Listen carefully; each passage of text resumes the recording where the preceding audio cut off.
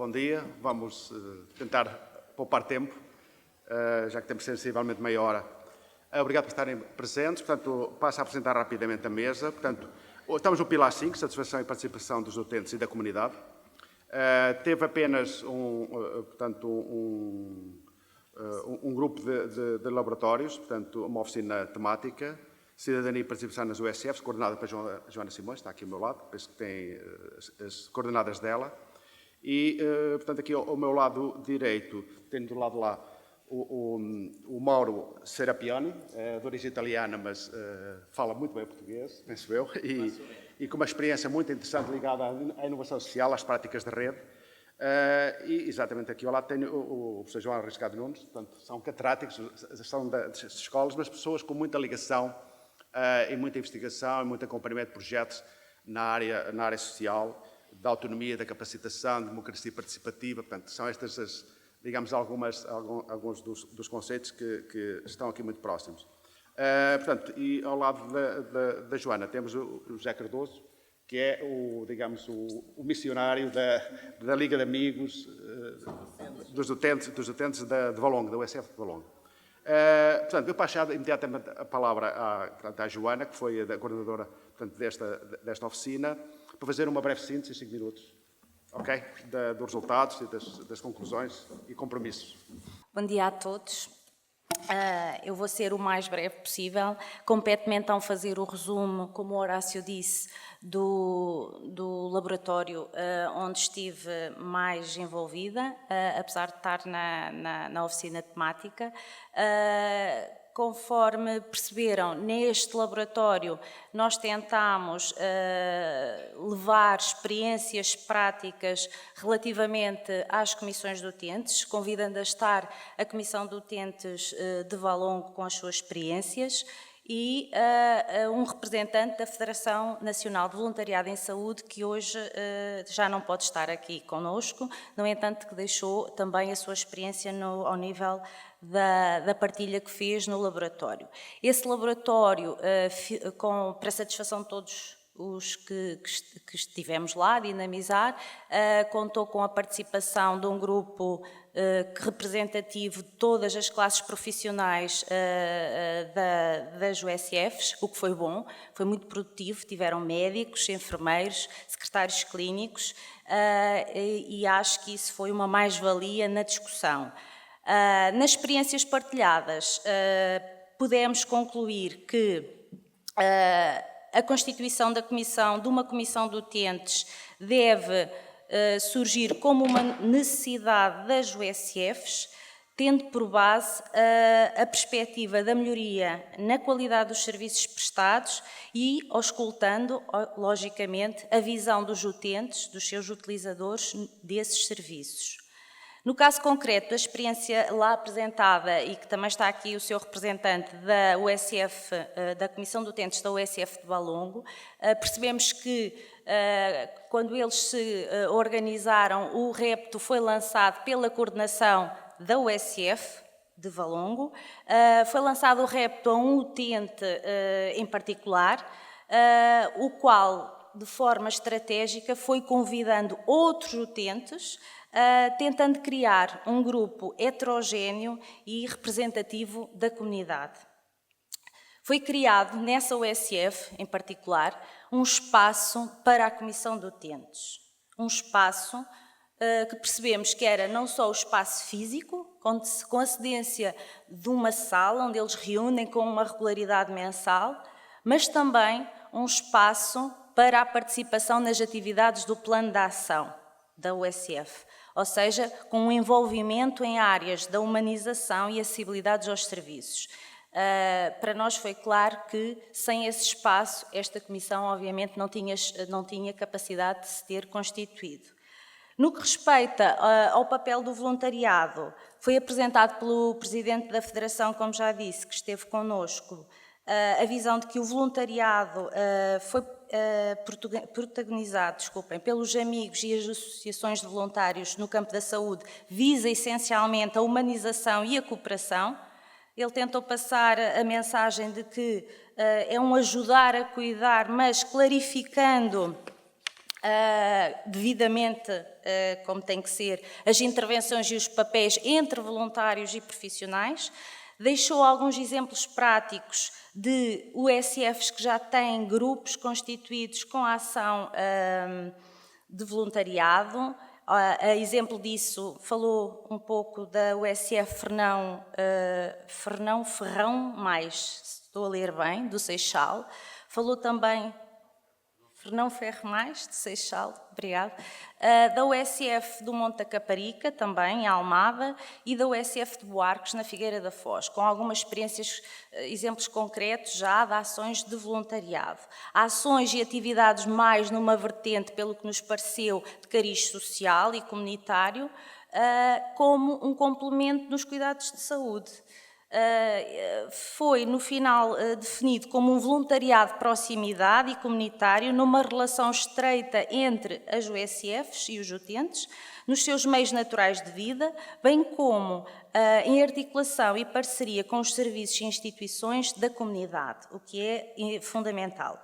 Salientando também, ainda na partilha dele, a intervenção do voluntariado, que esta intervenção deve acontecer com o mais profundo respeito pelas regras individuais e institucionais, com agentes selecionados e capacitados, isto é importante, com enquadramento adequado e sério, quer ao nível das parcerias e programas na comunidade, quer ao nível também do seu perfil de função, da monitorização de dados, da avaliação de desempenho, da acreditação e da certificação. Pronto, no modo geral foi isto que os nossos convidados partilharam e no grupo surgiram questões, as que ressaltaram mais foi sem dúvida o como formalizar uma comissão de utentes e centralizaram-se muito na legalidade dessas comissões, como legalizar uma comissão de utentes. Bem, a discussão foi-se fazendo e nessa discussão no grupo foi perceptível que a maioria não tinha claramente definido porque é que queria uma comissão de utentes, quais os objetivos para existir uma comissão de utentes. Isso não estava definido nos inscritos, na cabeça dos participantes inscritos. Houve uma expectativa, pareceu-me, de chegarem lá e obterem uma checklist para criar uma comissão de utentes. Nós não estávamos com essa checklist preparada e não sei se fomos contra as expectativas criadas, espero bem que não, porque depois, com a discussão que se tentou promover, pensando em atividades mais concretas do que é que se poderia envolver uma comissão de utentes, que foi o fulcral da discussão, no final da discussão, tentámos fazer uma reflexão conjunta sobre quais as prioridades na criação de uma comissão de utentes ou para uma constituição de um grupo, quem sabe, de voluntariado. Promovemos essa discussão e relembramos que era fundamental cada USF fazer essa discussão inicialmente no seio da sua equipa, pensar porquê que querem a comissão. Lançámos também o desafio e alguns exemplos estratégicos para que pudessem implementar e capacitar os utentes, criando um maior envolvimento e participação de todos. Foi esta a percepção que ficámos dos minutos, dos 120 minutos de trabalho que tivemos neste laboratório. Se tiverem depois alguma questão, é a favor de dizer. Obrigada a todos. Ok, Joana, obrigado. Nós ontem, depois da oficina temática, à tarde fizemos uma pequena reunião de balanço e houve comentários muito interessantes. E eu ia lançar aqui uma provocação ao professor João Riscado e também ao professor Mauro Serapione, relativamente àquilo que nós ontem falámos e que vocês até disseram.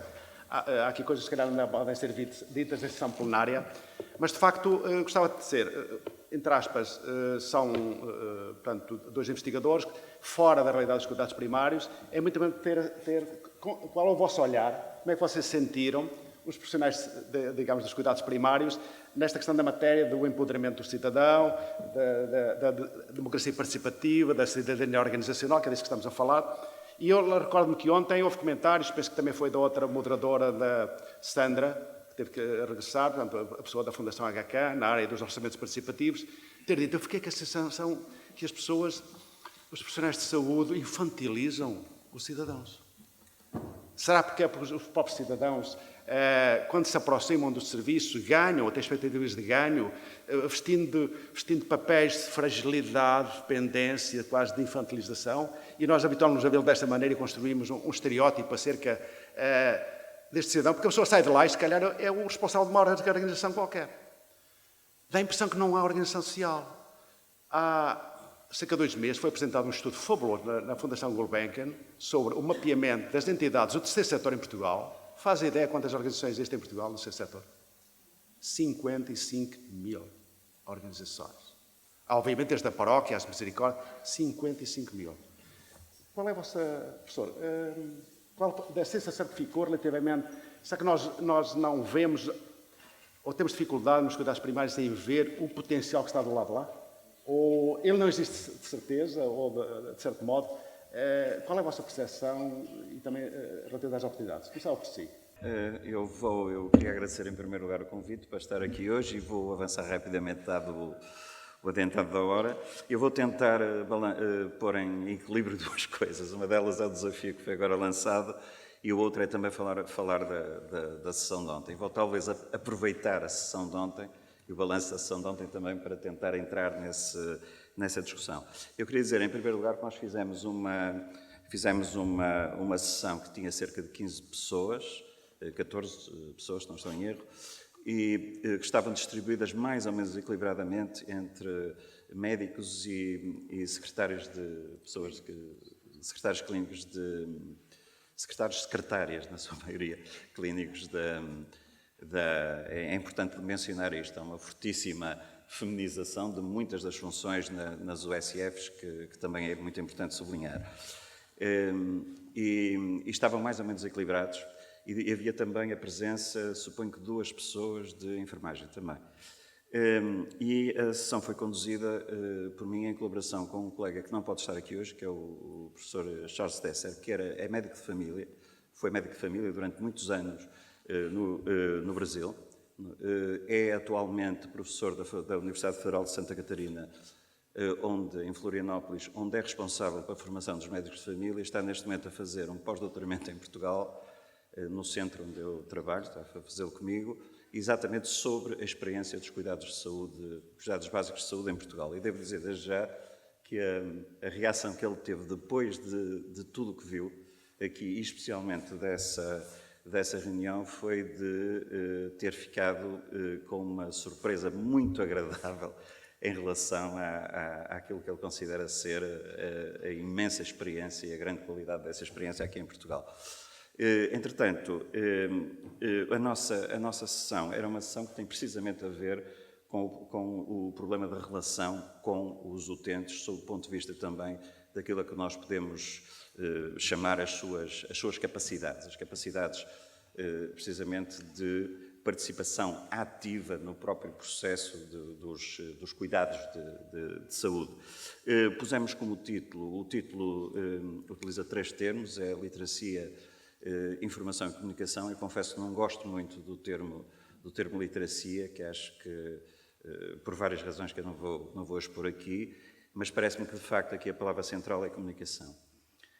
O que é que nós podemos apurar, o que é que começou a surgir, a emergir daquela discussão, que foi, aliás, muito viva e muito rica, e eu não vou conseguir fazer justiça a essa riqueza, claramente, mas gostava só de salientar 2 ou 3 pontos importantes. O primeiro deles é que há uma necessidade cada vez maior por parte das USFs e das pessoas que elas trabalham de ter um conhecimento detalhado, aprofundado das populações com as quais se relacionam e, portanto, das populações de onde provêm os seus utentes, principalmente e, sobretudo, quando essas populações começam a tornar-se cada vez mais heterogéneas. Por exemplo, um exemplo que foi dado é exatamente de uma USF na Amadora, com uma população que tem uma diversidade étnica muito grande. Isso traz um conjunto de problemas novos, problemas não só de linguagem, às vezes, portanto é necessário também aprender a criar as linguagens necessárias para poder fazer essa interlocução e essa comunicação, mas também, por exemplo, conhecimento sobre alguns dos, por exemplo, hábitos alimentares, que é uma coisa muito importante. É muito importante também saber quais são, por exemplo, as restrições e as proibições alimentares ou proibições de consumo de certo tipo de substâncias, como, por exemplo, o álcool, quando se tem, por exemplo, pessoas que são muçulmanas. É preciso ter, portanto, alguma ideia também de que podem ser os constrangimentos e as limitações a certos tipos de indicações que se pode dar às pessoas, sob o ponto de vista, por exemplo, não necessariamente de prescrições de medicamentos ou de tratamentos, mas prescrições em relação à sua vida, ao seu comportamento, à sua alimentação, etc. E este tipo de conhecimento é um conhecimento que funciona nos dois sentidos. Ou seja, as pessoas que trabalham na USF, portanto, todos os profissionais da USF, têm também de encontrar formas de escutar e aprender também com as populações, mas, ao mesmo tempo, as próprias populações têm de se encontrar também um espaço através do qual as populações possam ter uma interlocução que lhes permita também ir sabendo mais, aprendendo, etc. Não só sobre tudo aquilo que tem a ver com o acesso aos cuidados, como é que se faz o acesso aos cuidados, como é que se lida com as diferentes funções, as pessoas que têm diferentes funções no USF. Por exemplo, o secretário clínico ou a secretária clínica não é uma figura simplesmente que está ali a servir de porteiro ou de gatekeeper, a tentar, muitas vezes, como às vezes aparece, ou às vezes as pessoas queixam, que parece que quer impedir o acesso aos médicos. É uma pessoa que realmente regula, em boa medida também, e distribui o acesso aos cuidados. Tem uma função absolutamente crucial, que é preciso também que as próprias pessoas que vão ao centro de saúde e que usam o centro de saúde também aprendam a reconhecer. Outro aspecto também, por exemplo, que surge muito nestas discussões é o da relação, que não é linear e não é simples, entre, por exemplo, a informação que é dada, as prescrições médicas e depois a maneira como os utentes as seguem ou não. E muitas vezes existe uma certa perplexidade em relação, por exemplo, a uma coisa muito simples como esta. Toda a gente sabe que, ou hoje está mais do que estabelecido, toda a gente sabe e toda a gente é capaz de repetir todos os argumentos contra fumar, por exemplo, mas, no entanto, há muita gente que os conhece, inclusive profissionais de saúde, que continuam a fumar. E perceber esse ato, perceber essa relação, é uma coisa que não tem simplesmente a ver com o facto das pessoas serem incongruentes, incoerentes, etc. Tem a ver com o facto de o ato de fumar não ser simplesmente algo que tem a ver apenas com uma questão de saúde. Tem a ver também com outras coisas. Tem a ver com estilo de vida, com hábitos, muitas vezes com estatuto, com pressão de pares, etc. E há muitas coisas que têm a ver também com outras práticas que podem ser consideradas como nocivas à saúde ou que prejudicam a saúde, que muitas vezes têm a ver, de facto, com questões bastante mais complexas que podem inviabilizar indicações ou prescrições que os próprios clínicos fazem aos utentes.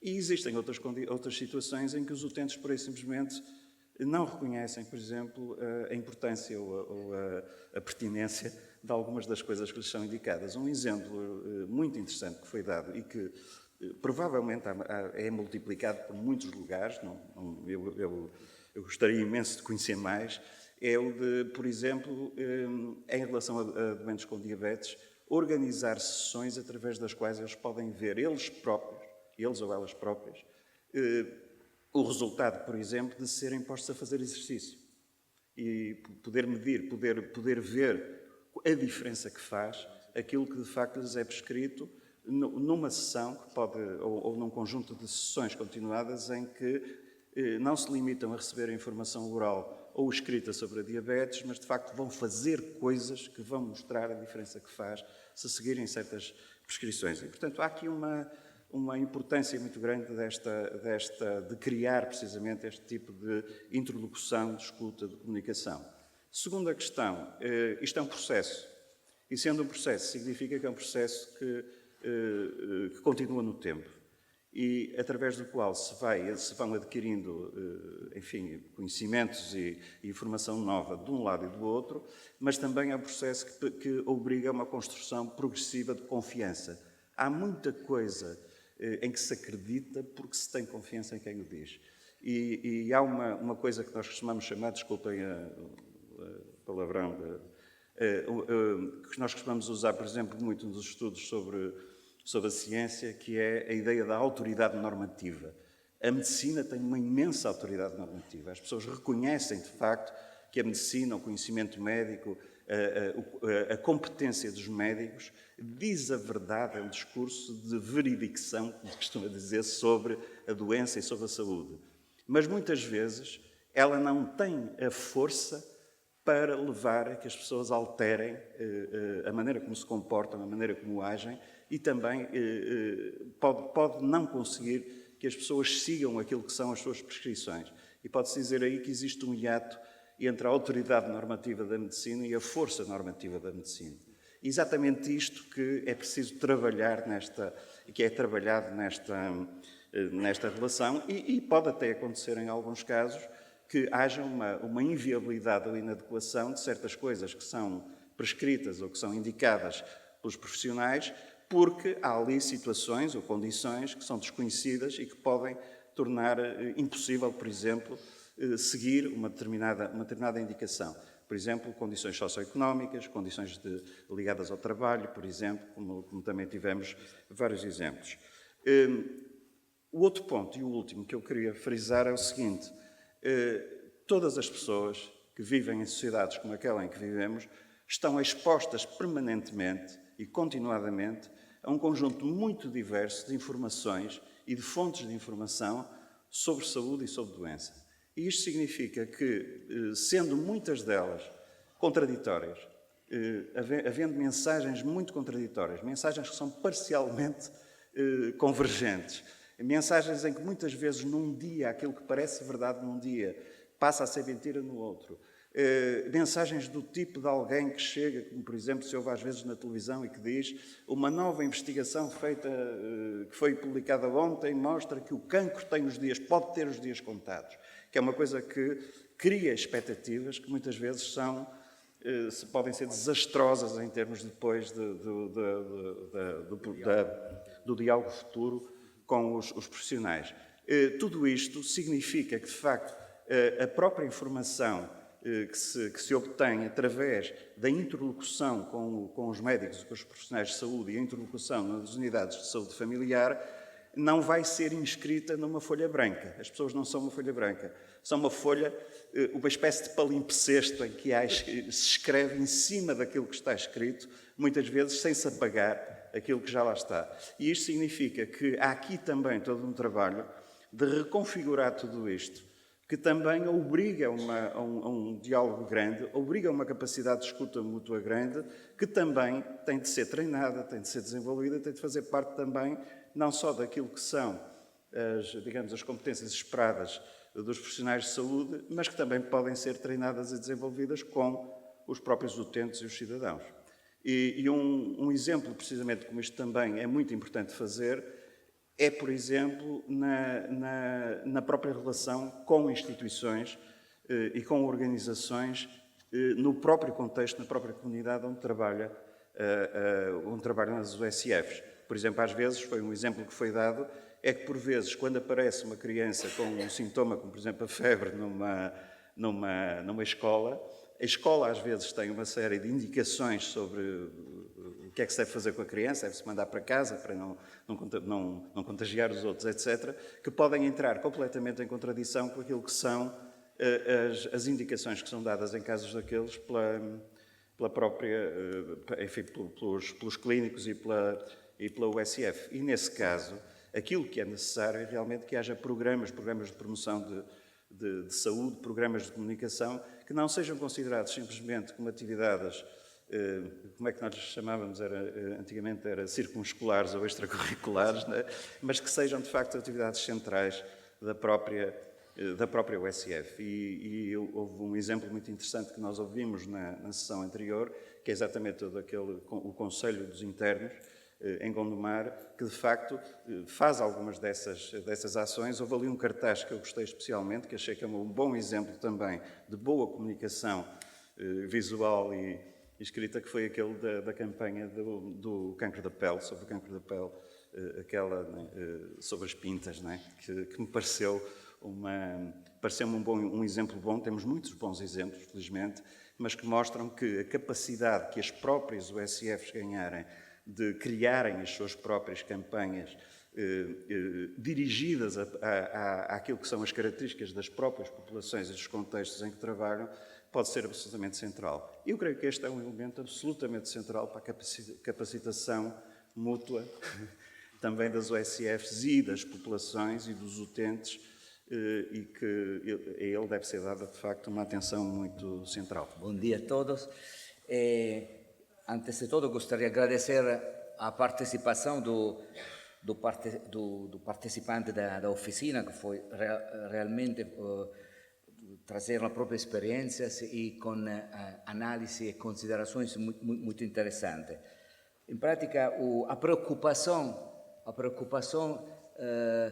durante toda a oficina de 2 horas, com 14 pessoas, participaram 13, 14 pessoas, e eu trabalhei junto com a minha outra colega, Ana Raquel Matos, do Centro de Estudo Social, que tem trabalhado muito na área de participação e protesto, ou seja, ela tem analisado a ação de protesto como uma demanda de participação. Quando não há participação, o cidadão protesta para poder reivindicar. Então, o resultado da oficina foi muito interessante. O tema central, a preocupação é como conseguir envolver o utente. Todos os depoimentos tocavam esta angústia de como poder conseguir envolver. Em prática, a coisa interessante é que dentro do serviço de saúde agora temos uma grande responsabilização. Todos concordamos que é importante envolver o cidadão. Antes não era assim. Então fizemos um grande passo para frente. Então agora a angústia é como realmente realizar esta interação. Eu vou apresentar aqui rapidamente algum depoimento, alguma análise que saíram desta oficina. Alguns participantes falaram da experiência interessante da Liga dos Amigos da USF e que o profissional está tentando de valorizar para criar uma ponte entre o sistema, o serviço de saúde e o cidadão no geral. Depois, outros profissionais falaram que acostumam organizar workshop para poder entrar em contato com o cidadão, para poder informar e para desenvolver formas de participação, mas não estão satisfeitos. A resposta não é sempre satisfatória. E outra experiência interessante, intervenção de prevenção e promoção da saúde, que normalmente os profissionais fazem, com o objetivo também de aprimorar esta forma de participação, mas também aqui eles não ficam muito satisfeitos. Outro ponto interessante que saiu desta oficina falou-se da necessidade de capacitar o utente. O conceito de empowerment, a literatura tem dedicado tantos artigos, e é verdade que o utente precisa ser capacitado, mas saiu também outra coisa interessante. Temos que capacitar também os profissionais e os gestores. Ou seja, se reorganizamos os serviços e colocamos o cidadão como um parceiro, então todos precisamos de formação. E não é somente dizer temos que capacitar o utente. Esse sim, mas também os profissionais e também os gestores. Outro ponto interessante é alguns participantes falam da baixa capacidade do utente de exercer o direito de cidadania. Mas outro participante falou, mas quando a vezes tem a capacidade de exercer esse direito, não são escutados. Então aqui também temos que trabalhar na sociedade civil, mas também no sistema. Esse é o dilema. E depois um depoimento interessante de uma médica da USF, que é significativo, uma fala que, entre aspas, ela disse: estamos fazendo uma medicina sem participativa, sem participação. Uma medicina não participativa e estamos ainda um paternalista. Então, acho que isso merece um pouco ser uma reflexão sobre esse depoimento. E, para finalizar, 2 pontos consensuais, mais ou menos, que saiu desta discussão. Primeiro é sobre que o Conselho de Comunidade não consegue desenvolver a participação dos utentes. Não, precisa de outra forma, de outro tipo de...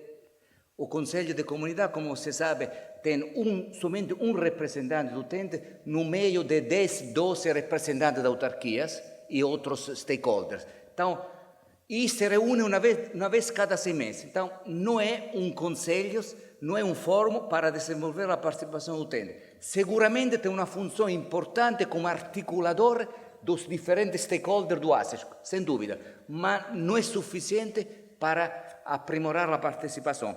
E outro ponto para finalizar, onde houve um consenso, é a necessidade do sistema de saúde de fazer o primeiro passo para abrir alguma assistência de participação. Aqui a Joana falou da comissão do utente, ou seja, a nível do USF precisamos de um conselho, de um fórum, de uma instância onde o representante do cidadão, da sociedade civil, da organização do voluntariado e o representante dos serviços profissionais e gestores se encontram, discutem, negociam ou seja, um espaço que se reúne cada mês, ou seja, um espaço que possa praticar uma forma de democracia, e não cada 4 meses, cada 6 meses, ou somente quando o gestor decide. Não, temos que institucionalizar a prática da participação, porque se não fazemos isso, aumenta a forma de protesto, como dizia a minha colega. A forma de protesto é a situação em que o cidadão não pode participar, não pode reivindicar. Então, nós sabemos que nos últimos anos, sobretudo com a crise no país da Europa do Sul, porque esse discurso se encaixa dentro desta perspectiva da crise do país da Europa do Sul, o corte financeiros, o fechamento dos serviços que temos visto na Itália, na Espanha, no Portugal, na Grécia, e a consequência tem sido muitas formas de protesto, que é uma demanda de participação. É isso. Muito obrigado.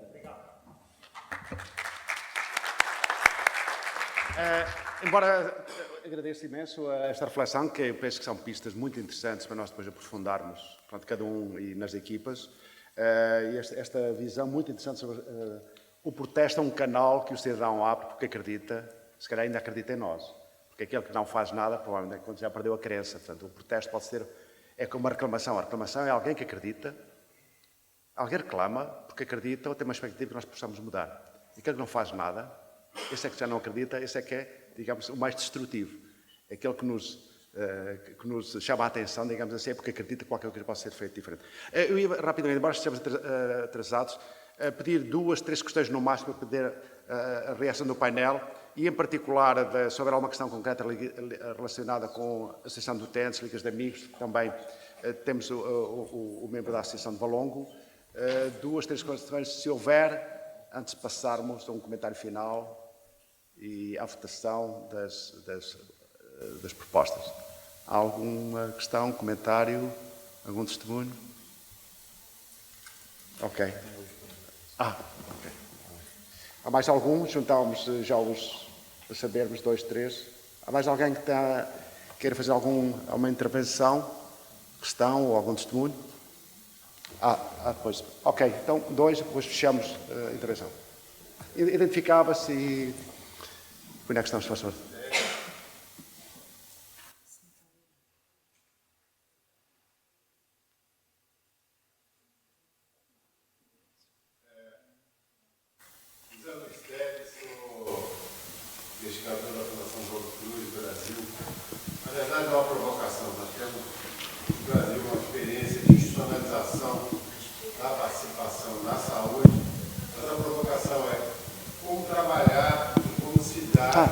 A relação entre a cooptação e a participação. Contestação. Ok. É uma questão mais para o Mauro. Ok. Cooptação. Ok. Obrigado. É uma segunda questão lá em cima.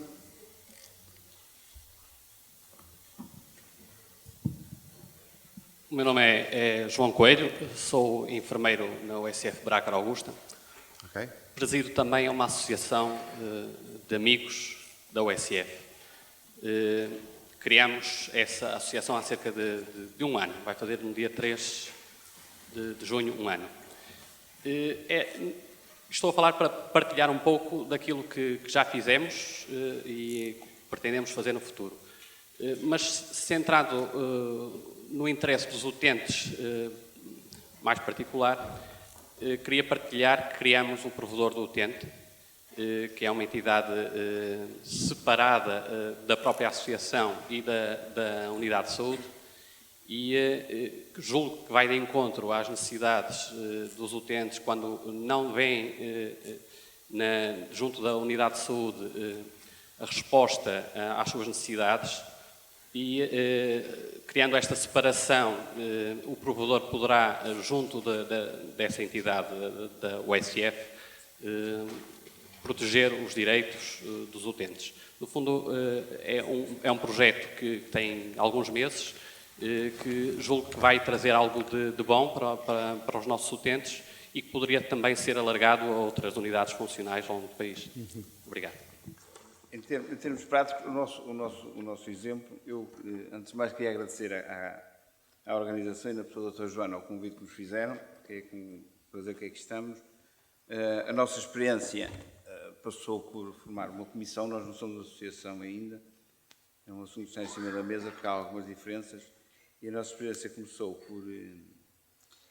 por ser a iniciativa a partir da unidade de saúde familiar, que teve essa iniciativa, fez o convite, como já foi referido aqui há pouco. Portanto, esse convite foi feito e depois, estrategicamente, como já foi dito aqui, como foi feita a nossa formação. E nós, inicialmente, foi, portanto, visto como uma mais-valia, exatamente no sentido de olhar para o utente e satisfazer as necessidades, digamos assim, do utente no que diz respeito ao acesso à saúde, ao seu centro, à sua unidade, ao seu médico, articulando sempre com a unidade de saúde familiar. Nós estamos, no fundo, interligando as duas vertentes, digamos assim, utentes e unidade de saúde familiar, olhando sempre para aquilo que são as queixas, digamos assim, entre aspas, dos utentes, daquilo que eles percepcionam, que não estará bem ou o quê.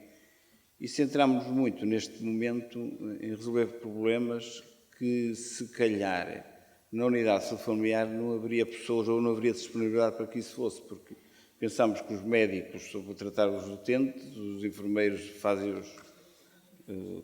os serviços que têm a fazer, os secretários clínicos atendem. Portanto, depois há um conjunto de situações, e no nosso caso particular, que surgem e que acontecem, e que nós tomamos a cargo a resolução desses problemas, porque estamos a tirar, digamos assim, trabalho ao OSF, estamos a desocupar as pessoas que têm a sua missão e, no fundo, se nós não existíssemos, se não tivéssemos esse cargo, teria que ser algum médico, algum secretário clínico que tivesse que andar a tratar de problemas, contactar as autarquias e todas as instituições que é preciso, a SES e a ARS, tudo, e, portanto, estariam a não exercer a sua função que deviam estar. Evidentemente que isto são princípios que nós adotamos e que podem evoluir sempre. Nós temos em cima da mesa a questão de formar associação ou não, se avançamos ou não, e para ver se justifica isso, dependendo dos objetivos que temos e respeitando aquele regulamento que fizemos, e provavelmente iremos avançar porque a Comissão tem sempre a sua ação um pouco limitada, embora legitimada pelo ESF, mas se avançarmos para a associação, com certeza que teremos outras ambições e poderemos navegar, digamos assim, noutros campos mais amplos. Não é? Ok, obrigado, José Cardoso. Teria um comentário muito rápido, telegráfico dos dois, relativamente à questão que foi colocada. Obrigado. Participación. Disculpe. Es una questão muito séria. Realmente é um tema a nível internacional, é muito, tem um debate. O risco é grande. O risco é que algumas associações, muitas vezes, são cooptadas. Geralmente são associações mais tranquilas, a que criam menos problemas. E são afastadas de forma muito diplomática, as associações que são mais que criam mais conflito. E essa é uma tendência internacional, até nos países anglo-saxones. Na Itália, por exemplo, para evitar essa questão, quando foi desenvolveu sua experiência na cidade de Bologna, na Emília-Romagna, foi feito um cadastro. Toda associação podia cadastrar-se. Então, garantir o acesso a tudo. Isso é o que podemos fazer. Depois, pode igualmente surgir alguma forma de cooptação, mas pelo menos temos que salvar as aparências. Isso é um tema muito crítico, porque mexe com o problema da representatividade, que é um problema grande.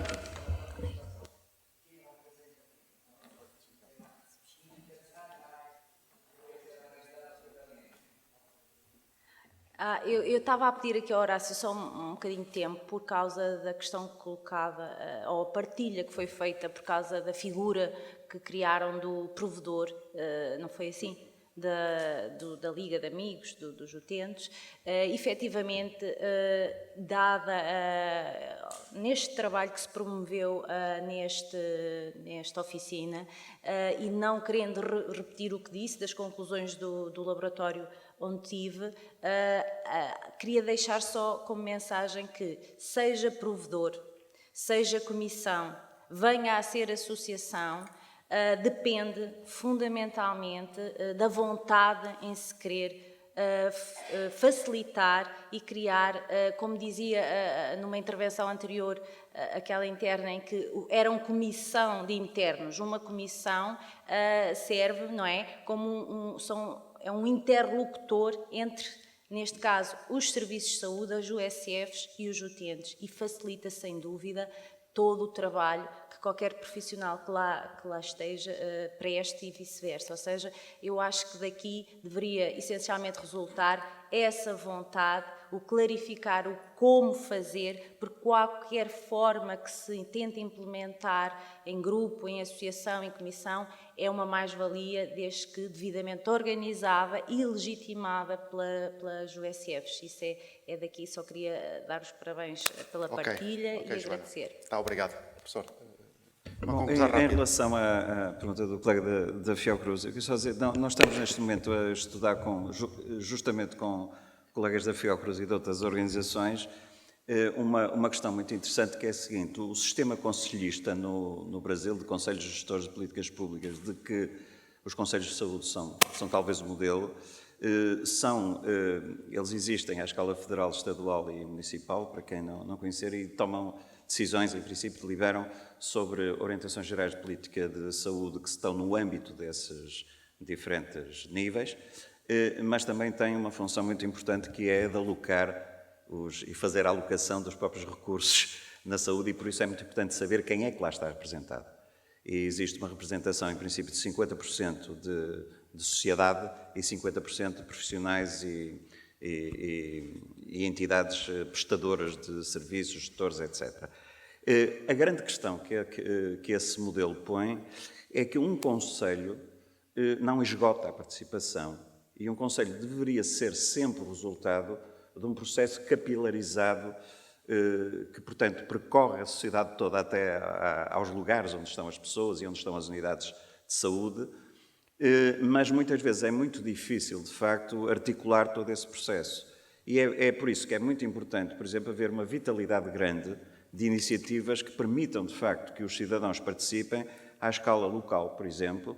É muito importante também haver uma capacidade grande de criação de organizações e associações que sejam capazes de, enfim, depois participar de maneira autónoma e representando os cidadãos nesses conselhos. A cooptação é uma coisa que é muito fácil de ocorrer quando, de facto, existe, por exemplo, uma espécie de profissionalização dos membros dos conselhos, pessoas que candidatam-se ao conselho, depois são reeleitas e passam a vida a ser conselheiros e perdem depois todo o contacto com o resto. E, portanto, esta capilarização é muito importante. E ela pode ser feita, por exemplo, através de outras iniciativas interessantes que também foram feitas, como, por exemplo, ouvidorias coletivas de saúde, que são feitas em comunidades, por exemplo, através das quais se pode também ir construindo aquilo que podem ser propostas programáticas que depois, pelos canais próprios, poderão ou não chegar, mas, em princípio, deveriam chegar aos próprios conselhos. Mas é uma questão que não se resolve com uma medida só, digamos, é um processo, e é um processo também que nós podemos compreender bem se olharmos para a própria história de como apareceram e como se desenvolveram os conselhos, no caso do Brasil, mas também noutras experiências, como por exemplo as italianas que o Mauro estava a falar. Ok, obrigado. Eu agradeço ao painel também, estes comentários também vão ser muito mais breves. E passamos de imediato à votação, à vossa escolha, digamos assim, prioridade relativamente às 5 medidas propostas para integrarem a Carta de Aveiro, neste pilar que é a satisfação. Portanto, nós tentamos fazer uma sistematização de alguns desafios que podem ser realistas por aí nos próximos 3 anos. Não sei se toda a gente está disponível, pronta para poder votá-los. A primeira medida que nós propomos, despeço-me de ler, nós reduzimos, inicialmente tínhamos objetivos mais altos, mas a nossa proposta é que 50% das USFs irão dinamizar e apoiar a constituição das suas ligas de amigos ou associações de cidadãos e utentes. A seguir fala-se como pode ser feito, quais são as estratégias e metodologias. Mas esse é um compromisso que penso e é uma medida que é preconizada. Relativamente a ela, quem esteja em condições de votar e de selecionar, sim, não? Ok, podemos avançar? Segunda medida, 60% das USFs com incentivos institucionais comprometem-se a envolver as comunidades e os cidadãos na identificação de prioridades para aplicar os incentivos. Portanto, nós temos uma decisão apenas da equipa, isso é uma decisão partilhada e participada. Aliás, é uma metodologia muito usada em muitas autarquias, por exemplo. Já votaram? Terceira medida, 80% das USF comprometem-se a mapear os recursos da comunidade, redes de cidadãos, entidades, parcerias, que podem participar, portanto, nas próprias parcerias. Portanto, os recursos estão disponíveis para os planos mais diversos, em termos da literacia, por aí fora, etc. Já votaram também?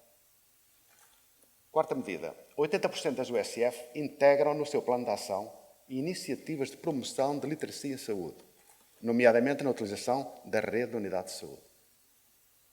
Portanto, as unidades promoverem a literacia na saúde, designadamente a socialização das pessoas e o domínio das pessoas dos dispositivos que existem da oferta de cuidados de saúde.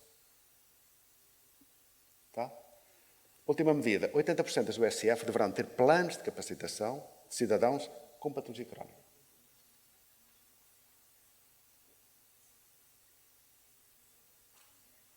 Estas são as 5 medidas que resultam de alguma maneira dos contributos, obviamente muita outra discussão poderia ser desenvolvida, e esperemos que elas sejam acomodadas na Declaração de Aveiro e que sejam, digamos, o início de atividades e de plano de trabalho para futuros próximos. Obrigado pela vossa paciência, bom almoço e continuamos à tarde. Obrigado.